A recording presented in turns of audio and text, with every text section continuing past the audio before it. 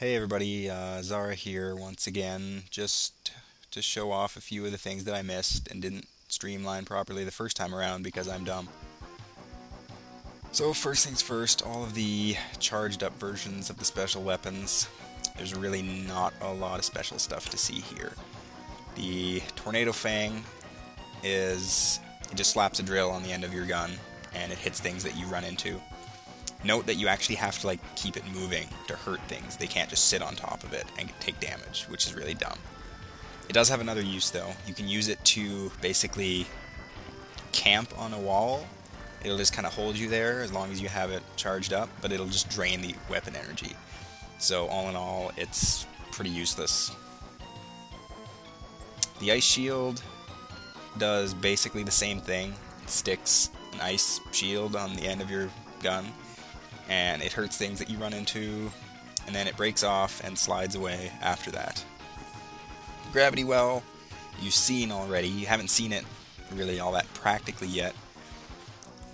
Basically, it just makes small enemies go away, and that's about it. So, yeah, doesn't do anything to the bigger enemies. The Ray Splasher, it just shoots like a little crystal ball up into the air that shoots the little pellets off in random directions.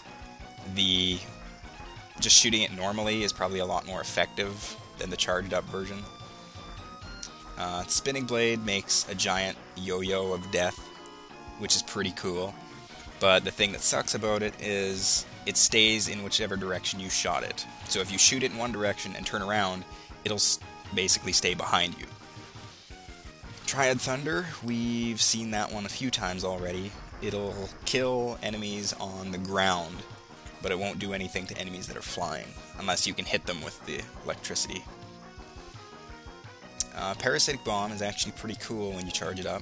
It makes these little crosshairs that go out and attach themselves to enemies, and then it'll shoot little homing bees that go and blow things up.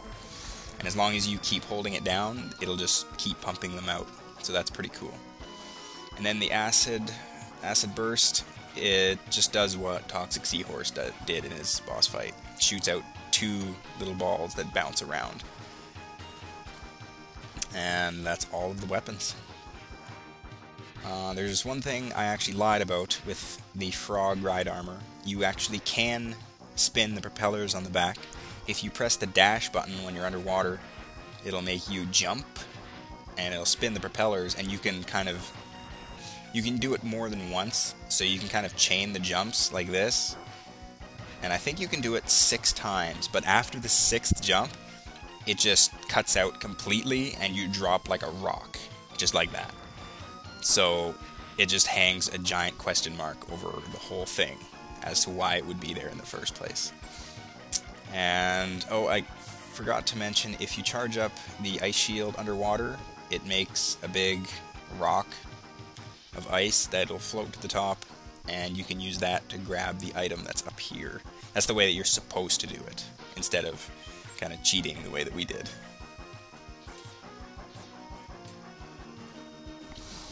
And another thing that X3 kind of took from the first X game is the levels change after you beat some of the bosses. I think after you beat Blizzard Buffalo, the electricity turns on in this level, and it activates the little heat lamps down here, and it melts the ice that's on the ground, so you don't slide around that much. That's pretty much the only change in that level, and not a lot of the levels change that much.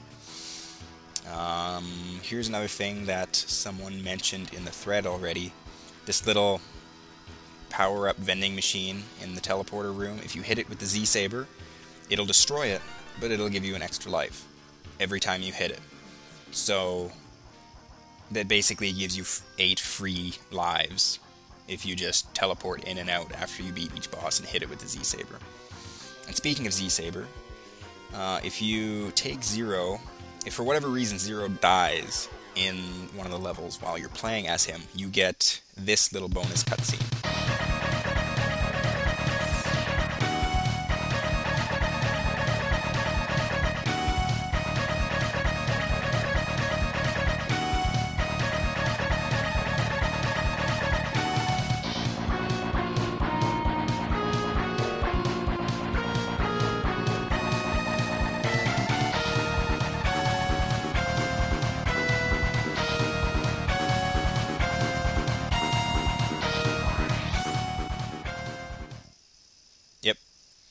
and then it just kicks you back to the same level with just regular old X. And that's pretty much all there is to say about X3. I'll see you guys all once we get to X4.